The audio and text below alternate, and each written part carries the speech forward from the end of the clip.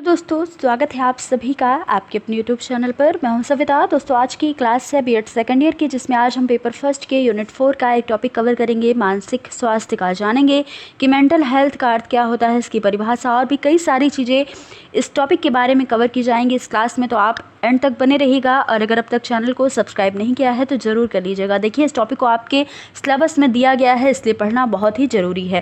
तो चलिए क्लास को स्टार्ट करते हैं ज़्यादा देर न करते हुए। देखिए शिक्षा का क्या उद्देश्य होता है। शिक्षा का उद्देश्य होता है कि व्यक्ति या बालक के सर्वांगीण विकास में ध्यान दिया जाए, यही शिक्षा का उद्देश्य होता है। और यहाँ पर एक प्रसिद्ध कहावत कही गई है कि स्वस्थ शरीर में स्वस्थ मन का आवास होता है। इस कहावत को आप सबने भी जरूर सुनी होगी। मानव शरीर में मस्तिष्क का महत्वपूर्ण स्थान है और व्यक्ति के द्वारा जो भी कार्य किए जाते हैं वो मस्तिष्क के संकेत पर अथवा मन के अनुसार ही किए जाते हैं। जो हमारा मन करता है वही कार्य हम करते हैं, चाहे आप हो या हम हो या फिर कोई भी हो। जब हमारा मन ही स्वस्थ नहीं होता है तो हम किसी भी कार्य को ठीक से नहीं कर पाते, और जब हमारा मन स्वस्थ होता है तो हम सभी कार्य में रुचि लेते हैं और सभी कार्य को अच्छे से करते हैं। जिनका मन स्वस्थ नहीं होता वे विभिन्न प्रकार की उलझनों में फंसे होते हैं और आज के व्यक्ति के जीवन का अधिकाधिक जटिल होता जा रहा है। उनका जीवन तो मानव जीवन में पग पग पर या हर एक मोड़ पर उन्हें अनेक प्रकार की कठिनाइयां और निराशाओं का सामना करना पड़ता है। मानसिक उलझनों के फलस्वरूप मनुष्य समाज में समायोजित या एडजस्ट करने में उसे कठिनाई होती है। इन परिस्थितियों में मनुष्य का मानसिक रूप से स्वस्थ होना अत्यंत आवश्यक होता है। आगे देखिएगा, संसार में वही व्यक्ति भौतिक और सामाजिक परिस्थितियों में अपने आप को एडजस्ट कर पाता है या समायोजित कर पाता है जिनका मानसिक स्वास्थ्य अच्छा होता है। मनुष्य को अपने शारीरिक स्वास्थ्य के साथ ही मानसिक स्वास्थ्य की ओर भी ध्यान देना चाहिए। शिक्षा मनोविज्ञान के अंतर्गत व्यक्तित्व के विभिन्न रूपों पर विचार किया जाता है और व्यक्तित्व का विकास उसी स्थिति में संभव है जब बालक का शरीर और मन पूरी तरह से स्वस्थ हो, क्योंकि शरीर और मन का अत्यंत घनिष्ठ संबंध होता है। शारीरिक स्वास्थ्य और मानसिक स्वास्थ्य एक दूसरे को प्रभावित करते हैं। मानसिक स्वास्थ्य का अध्ययन विशेष महत्व रखता है क्योंकि शिक्षण प्रक्रिया का संबंध मानसिक विकास, मानसिक शक्तियों और योग्यताओं से होता है। शिक्षण प्रक्रिया को अगर सफल बनाना है तो इसके लिए शिक्षक और शिक्षार्थी दोनों का मानसिक स्वास्थ्य ठीक होना आवश्यक है। मानसिक स्वास्थ्य विज्ञान के स्वरूप पर विचार करने के पश्चात बालक के मानसिक स्वास्थ्य को प्रभावित करने वाले कारकों और मानसिक स्वास्थ्य बनाए रखने के उपायों पर प्रकाश डालना आवश्यक है। तो ये चीज़ें भी इसी क्लास में हम आगे कवर करेंगे। अब देखिएगा मानसिक स्वास्थ्य की परिभाषा कौन कौन सी है। तो पहली परिभाषा हेल्थफील्ड के अनुसार दी गई है। इन्होंने कहा है कि साधारण शब्दों में हम कह सकते हैं कि मानसिक स्वास्थ्य संपूर्ण व्यक्तित्व का पूर्ण सामंजस्य के साथ कार्य करना है। अगली परिभाषा लैंडेल ने दी है। इन्होंने कहा है कि मानसिक स्वास्थ्य का अर्थ है कि वास्तविकता के धरातल पर वातावरण से पर्याप्त सामंजस्य स्थापित करने की योग्यता। अगली परिभाषा कुप्पू-स्वामी ने दी है। कुप्पू-स्वामी ने कहा है कि मानसिक स्वास्थ्य का अर्थ है कि दैनिक जीवन में भावनाओं, इच्छाओं, महत्वाकांक्षाओं और आदर्शों में संतुलन बनाए रखने की योग्यता। इसका अर्थ है कि जीवन की वास्तविकताओं का सामना करने और उसको स्वीकार करने की योग्यता ही क्या है, मानसिक स्वास्थ्य है। तो इन सारी परिभाषाओं को आपको बहुत अच्छे से याद रखना है क्योंकि एग्जाम में इसे लिखना भी है। अब देखिएगा बालक के मानसिक स्वास्थ्य को अच्छा बनाए रखने के उपाय कौन कौन से हैं।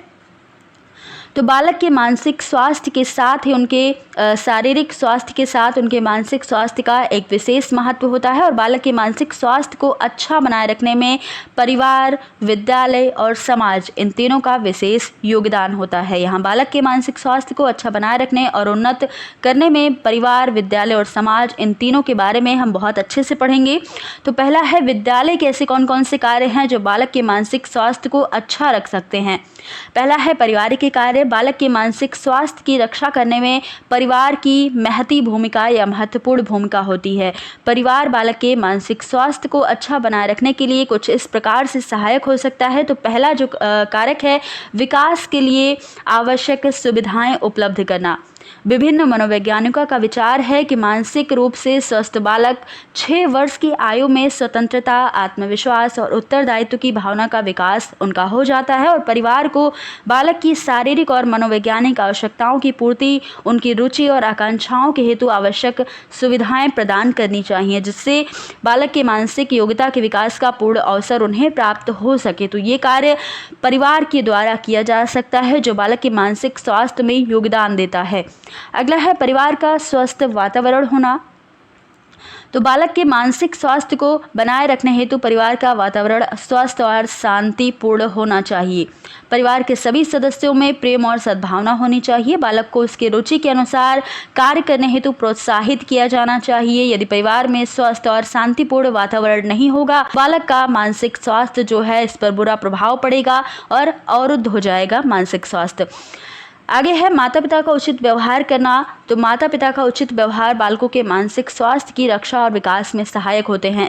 इस संबंध में कुप्पू स्वामी ने लिखा है कि जो माँ अपने बच्चों को प्रेम और सुरक्षा प्रदान करती है वह उनके मानसिक स्वास्थ्य में सहयोग देती है, और जो पिता अपने बच्चों के साथ अपना जीवन और अपना समय व्यतीत करते हैं वह उनके स्वास्थ्य मानसिक दृष्टिकोण का विकास करने में भी सहायता प्रदान करते हैं। तो ये सारी चीज़ें परिवार के द्वारा अगर की जाएंगी तो बच्चे का मानसिक स्वास्थ्य काफ़ी अच्छा रहेगा।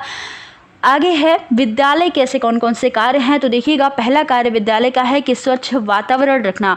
विद्यालय का वातावरण इस प्रकार का होना चाहिए कि बालक का समुचित रूप से शारीरिक और मानसिक विकास हो सके। यदि बालक का शारीरिक स्वास्थ्य ठीक रहेगा बालक का, तो उसका मानसिक स्वास्थ्य भी ठीक रहेगा। शारीरिक स्वास्थ्य के लिए चाहिए विद्यालय को कि संतुलित आहार, समुचित विश्राम, ठीक समय पर रोग का उपचार, ये सभी आवश्यक है। और शारीरिक स्वास्थ्य का प्रभाव बालक के मानसिक स्वास्थ्य पर पड़ता है। अतः विद्यालयों का यह कर्तव्य होना चाहिए कि वे अब इन सभी साधनों को अपनाएं जिनके द्वारा बालकों का शारीरिक स्वास्थ्य ठीक रहे। और विद्यालय में नियमित शारीरिक शिक्षा, भोजन, विश्राम, खेलकूद, व्यायाम, स्वच्छता और रोगों के उपचार आदि की व्यवस्था भी होनी चाहिए।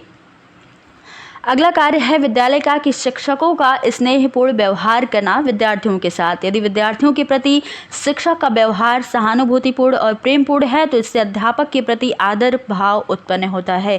वे स्वतंत्रता और प्रसन्नता का अनुभव करते हैं। ऐसे वातावरण में वे अपने शिक्षकों का आदर करते हैं। जाहिर सी बात है कि अगर शिक्षक अपने विद्यार्थियों के साथ अच्छा व्यवहार करेंगे तो बालक भी अपने शिक्षक के साथ अच्छा व्यवहार करेंगे, उन्हें आदर प्रदान करेंगे और उनके निर्देशों का पालन करने का प्रयास भी करते हैं, तो उनका अच्छा मानसिक विकास होता है जो उनके मानसिक स्वास्थ्य ठीक रखने में भी सहायक होता है। इसके विपरीत यदि शिक्षक का व्यवहार अपने विद्यार्थियों के प्रति भेदभावपूर्ण है या रूखा है तो शिक्षक को उन्हें आदर नहीं मिलता। ऐसी स्थिति में विद्यार्थी शिक्षक का कहना भी नहीं मानते और ऐसे कार्य करते हैं जिन्हें उन्हें खींच आती है। ऐसे कार्य का विद्यार्थियों के मानसिक स्वास्थ्य पर बुरा प्रभाव भी पड़ता है।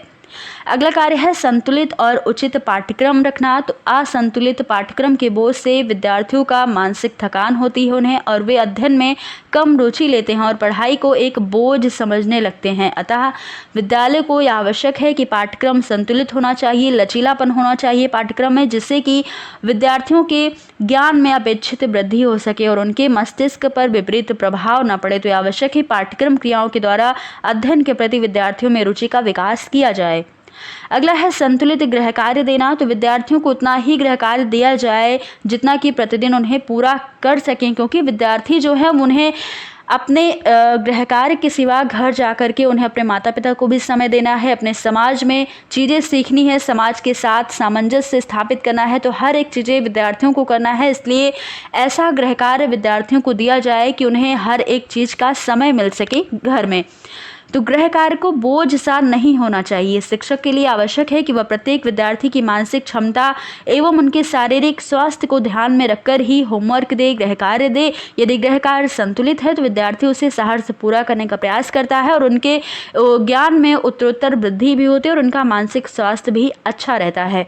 अगला है खेल और मनोरंजन की समुचित व्यवस्था करना विद्यालय में। तो मानसिक स्वास्थ्य बनाए रखने के लिए खेल और मनोरंजन का बहुत ही ज़्यादा महत्व है। जब मस्तिष्क का अध्ययन कार्य के फलस्वरूप थक जाता है तो खेल और मनोरंजन के द्वारा मानसिक स्फूर्ति और ताजगी पुनः प्राप्त हो जाती है। जब बालक कक्षा में पढ़ाई करते हुए या अध्ययन अध्यापन के दौरान वे थकान महसूस करते हैं तो विद्यालय को चाहिए कि कुछ खेल की और मनोरंजन की व्यवस्था करे, जिससे विद्यार्थी फिर से ताजगी महसूस करें और फिर से पढ़ाई कर सकें। व्यक्ति और कार्य पूर्ण रुचि और उत्साह के साथ करने लगता है इससे, और खेल कूद मनोरंजन के द्वारा मस्तिष्क में दमित भावनाओं को मार्ग मिलता है, रास्ता मिलता है, और मानसिक स्वास्थ्य पर बुरा प्रभाव भी नहीं पड़ता। अध्ययन के बोझ से राहत देने के लिए आवश्यक है कि शिक्षक अपने नेतृत्व में ही विद्यार्थियों के लिए स्वस्थ खेल और मनोरंजन की व्यवस्था करे। अगला कार्य है विद्यालय का कि बाल केंद्रित शिक्षण विधि को अपनाएं। प्रायः ऐसा होता है कि बालक चालू शिक्षा विधि की निरस्ता के कारण पढ़ाई में ध्यान नहीं देते और उनकी रुचि कम हो जाती है।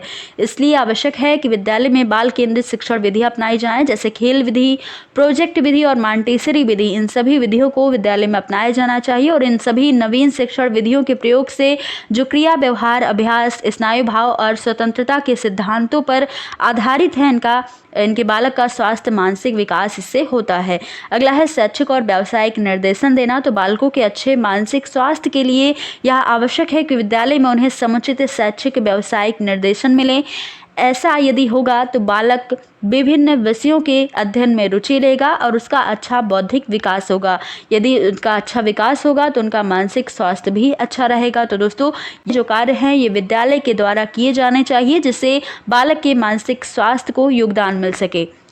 अगला है तीसरा है समाज संबंधी कार्य। समाज के ऐसे कौन कौन से कार्य होना चाहिए? तो बालक के मानसिक स्वास्थ्य में महत्वपूर्ण योगदान देने वाला तीसरा अभिकरण समाज होता है। विद्यालय बालक को समाज की प्रत्याशाओं के अनुरूप ढालने में प्रयासरत रहते हैं। तो यहाँ पर समाज के कुछ कार्य दिए जा रहे हैं जो बालक के प्रति होने चाहिए। तो बालक की मौलिक आवश्यकताएं जैसे प्रेम, स्नेह, वात्सल्य और प्रसन्नता की पूर्ति करना, बालक को सुख और सुरक्षा प्रदान करना, बालक के संवेगात्मक सामाजिक विकास के लिए पर्याप्त अवसर उपलब्ध कराना, बालक के सर्वांगीण विकास के लिए उत्तम शिक्षा संस्थाओं की स्थापना करना और बालक में लोकतांत्रिक नागरिकता के गुणों का प्रोत्साहित करना, बालक में सामुदायिक और राष्ट्रीय भावनाओं का विकास करना, जातीय विद्वेष, सामाजिक विद्वेष, राजनीतिक प्रपंच और धार्मिक उन्माद, इन सभी की समाप्ति करके बालक के सम्मुख स्वस्थ सामाजिक परिवेश का विकास करना, भावात्मक एकता के लिए भी प्रयास करना। तो ये सारे कार्य समाज के होने चाहिए, क्योंकि विद्यार्थी जो है वो अधिकतर समय अपना परिवार, समाज और विद्यालय में व्यतीत करता है। तो हर एक के अलग अलग कार्य हैं, विद्यालय के अलग कार्य हैं, विद्यालय के, समाज के और परिवार के सभी के अलग अलग कार्य हैं जो बालक के मानसिक स्वास्थ्य को प्रभावित करता है और उन्हें अच्छा रखने के लिए भी योगदान दे सकता है।